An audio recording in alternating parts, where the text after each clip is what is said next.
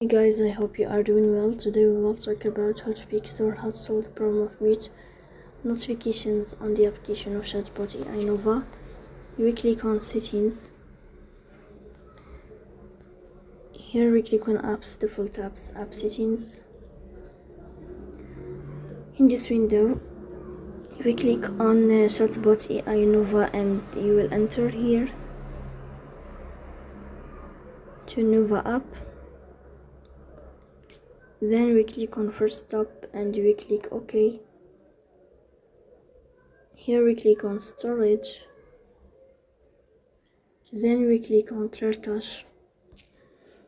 In the end, you will turn off your phone and you will wait a moment to restart your phone again to fix that problem.